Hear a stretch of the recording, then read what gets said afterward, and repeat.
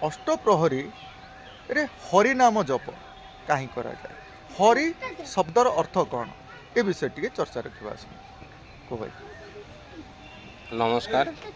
रवींद्रनाथ प्रधान प्रभु सेवक। हरि अर्थ हूँ जी हरण कर सी हूँ हरि।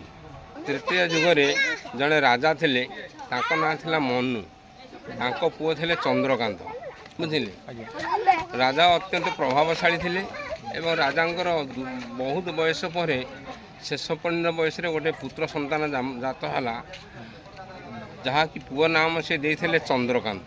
बापा तांकर पुओ स्नेह ममतार एत बुड़ी जाते से मंत्री कहले आमर तो किसी रजार कथा किसी तो अभाव ना आम आउ पुओ को पाठ पढ़ानी पुओ सब मो गति रपर मंत्री मंत्रणा देले ना आज्ञा रजार पुओ जदि दी अक्षर लेखिपार दीपद भलरे कहीपर सी रजा है किसी मूल्य ना कौन कर ना पुओ को आम गुरुकुल आश्रम छाड़वानी। आमर जो गुरुकुल आश्रमटा आमर ये 50-60 किलोमीटर दूर अच्छी आम आश्रमटा निकट को नहीं आम मंदिर राजबाटी पाचेरी बाहर रखीदेव। पुओ आमर डेली विद्यालय को जीवासा कर मंत्री ये प्रस्ताव राजा राजी है रजा द्वारा तो किसी असंभव नुह तेणु तुरंत व्यवस्था कराला। आश्रम मंदिर राजबाटी बाहर तैयारी कराला। पिला तार डेली जीवासा करे रजा पुओ एमती दिने जीवासा करते गोटे साधारण लोक तार बसिक तपस्या करुँच सी कहे हरिचरण सार ये तो रजार पुओ गला राजकीय ढंगे कह जहाँ रजार ब्लड कि कौन हरिचरण तो जाऊन कम करूँ से कम किसी मूल्य ना ना कौन मूल्य ना केवल हरिचरण सार ना कौन हरिचरण सार आम कोठा ठारू भल आम राजबाटी आम एत हाथी एत घोड़ा एत बिलबारी एत चाकर बाकर ये सब मत आगे ना ना ना ये सब किसी हरिचरण आगे ये सब किसी मूल्य ना। सी जो चिंता कला एक कथा ये लोकटा कहला सी कहला मुझे कहीं पाठ पढ़ी से गोटा छोट नदी बही जाऊला से नदी की से बैग पत्र फोपाड़ दे पलि आला ता बो गति इरे बाबा तू कौन विद्यालय को पलि आलु ना सी पाठ पढ़ार किसी मूल्य ना से अमुक जगह बसती से लोकटा कहता हरिचरण सार मु तो पचार तू कहाँ हरिचरण ना सी कहला हरिचरण आगे आमर धन संपत्ति कोठा बाड़ी बिल बाड़ी घोड़ा हाथी घोड़ा ये सब मूल्य किसी ना तेणु कथा को ग्रहण न कर सी तार नुची नुचिकी पलि आसी तार हरिचरण सी तार जंगल बस ध्यान कला एमती किसी दिन बहुत दिन ध्यान कर से रास्ता दे लक्ष्मी नारायण दिने जाते हरिचरण सार आ लक्ष्मी सेठू प्रभु विष्णु कहले ना तुम कौन जीव तुम ये बस मुझे आसे सेठू विष्णु आसी से पिलाटी पाखे पहुँचले इरे बाबा तू कहीं एमती हो ना मो हरिचरण दरकार ना मुझे हरि ना तुम मत चरण दे पार ना मु देवी जे चरण किंतु तते समय लगे ना ताले तुम ओरिजिनल हरि नुह तुम डुप्लिकेट हरि अरे मु ओरिजिनल ना ना तुम ओरिजिनल तुम ये पड़ा सेठू नारायण सेठू फेरीगले नारायण फेरीगले लक्ष्मी कहले से पिलाटा अति खराब पिलाटा सी खोजुच हरिचरण मु कहली हरि से कहले एबे देखा चरण ना एबे देबे मुझे तृतीय जुगे देवी से कथा को मो कथा से ग्रहण कलानी ना कौन छुआटा हरिचरण कौन कौच हरिचरण कौच से तुम कथा ग्रहण कलानी आ तमें रुह मु जाऊँगी प्रभु रहिले माँ लक्ष्मी आसिले माँ लक्ष्मी आसी पहुँचले हे बाबा कौन तू खोज ना मु बहुत है खाईनी मत खाया को दियो सेठू माँ लक्ष्मी एमती हाथ बढ़ेदेले ऊपर प्रसाद आसला कहला निए खा ये कहला मुझे एत दिन बसला तपस्या केते दिन मुझे जानी बहुत दिन मो हाथ सब उईक हो जाए मुझे खाइबी ना तू मो कोड़े बह मु ते खुआदेवी ना मु खाइबी सत कि मत हरिचरण जदि नदब ताल मु खाइबी ना चरण जदि नदब हाँ ना मु हाँ हरिचरण देवी ना केबे दम ना तू जब मो कथा मानी मु से देवी ना कौन ना तू खाई सार ना तुम आगे प्रतिज्ञा कर मत हरिचरण दब कि ना ना हाँ देवी आप गोटे छोट पिला कथा मन आम छोट पिला गोटा मन छोट पिला खाऊ न थे माँ ताऊ जमी बुझे जे माँ तू मत यहाँ दबू ना हाँ से देवी माँ तू दबू तो ना मुझे खाइबी ना हाँ तू खा मुझे देवी एमती खाया भितर कहले माँ तू मत खाया दबू तो ना हाँ देवी से ଲକ୍ଷ୍ମୀ ତା କଥାରେ ବିରକ୍ତି ହେଇଗଲେ ଆରେ ତତେ ହରିଚରଣ କରିଦେବି ତତେ ହରି କୋଳରେ କାଖେଇବେ। ମାନେ ଲକ୍ଷ୍ମୀ ବିରକ୍ତି ହେଇକି କହିଲେ ହରିଚରଣ କଲେ ହରି ତତେ କୋଳରେ କାଖେଇବେ। ଇଏ କହିଲା ଜୟ ଶ୍ରୀରାମ ବୁଝିଲ। ପିଲାଟି କହିଲା ଜୟ ଶ୍ରୀରାମ ନା କ'ଣ ଯେ ନା ମୋର ତ ହରିଚରଣ ଆପଣ ହରିଚରଣ ଦେବେ ଆଉ ନା ଦେବି ଯେ କିନ୍ତୁ ଆଉ ଗୋଟେ କଣ୍ଡିସନ୍ ନା କ'ଣ କଣ୍ଡିସନ୍ ନା ଗୁରୁରେ କେହି ହରିକି ମାନେ ତୁ ଗୁରୁ କରିବୁ ନା ହଁ ଠିକ୍ ଅଛି। ତାପରେ ମା ଲକ୍ଷ୍ମୀ ତାକୁ କୋଳରେ ବସି ଖୁଆଇ ଦେଲେ।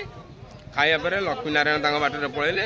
ଇଏ କହିଲା ଗୁରୁକୁ ଆଶ୍ରମକୁ ଖୋଜି ଖୋଜି ଯାଇ ଗୋଟେ ଗୁରୁ ଆଶ୍ରମରେ ପହଞ୍ଚିଲା। ଆଉ ଯେତେବେଳେ ଗୁରୁ ଆଶ୍ରମରେ ପହଞ୍ଚିଲା ସେ ଗୁରୁ କହିଲେ ଆଜ୍ଞା ମୁଁ ଆପଣଙ୍କର ଦୀକ୍ଷା ନେବି।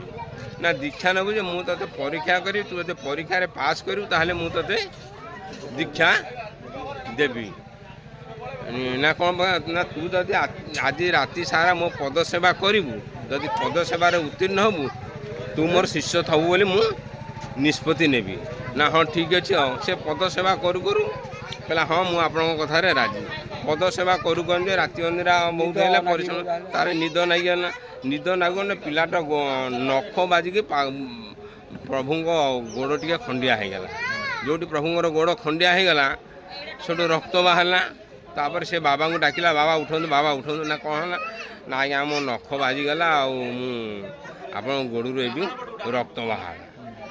ବାବା ତ ପ୍ରାୟ ଆପଣ ଜାଣିଥିବେ ପ୍ରାୟ କ୍ରୋଧୀ ବାବା।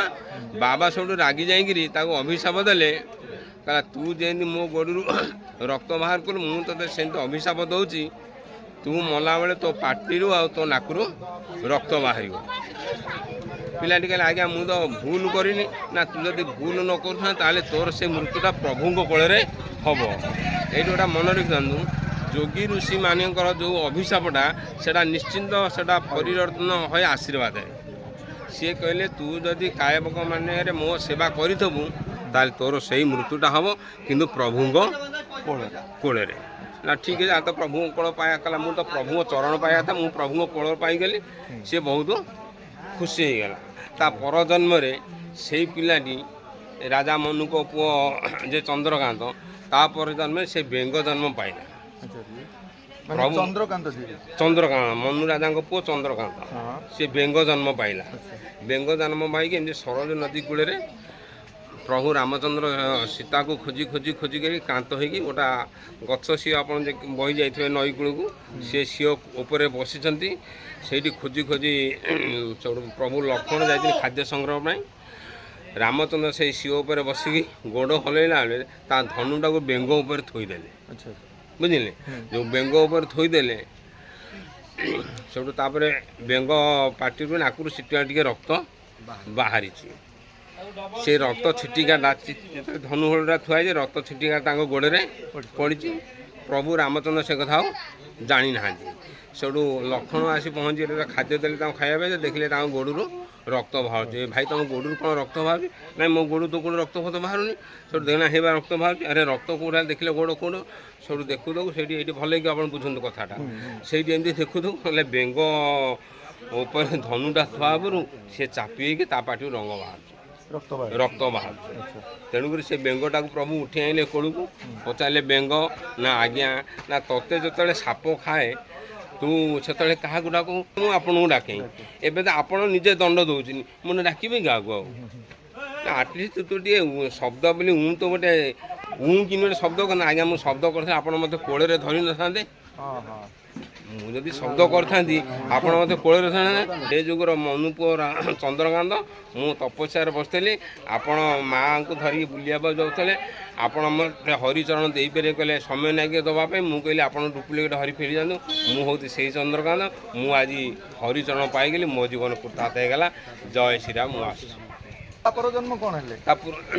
ତ ସାଧୁ ହେଇଗଲେ ଆଉ ତାପରେ ସେ ସାଧୁ ହେଇକି ଆଗକୁ ବଢିଲେ ନାଇଁ କି? ହରିଚରଣ ବାର୍ତ୍ତା ରଖୁଛନ୍ତି। କିନ୍ତୁ ହରି ଶବ୍ଦର ଅର୍ଥ ହେଉଛି ଆମେ ହରି ବୋଲି ଯେଉଁ ଶବ୍ଦଟିଏ ରଖୁଛେ ତାର ପ୍ରକୃତ ଅର୍ଥ କ'ଣ? ନାରାୟଣ।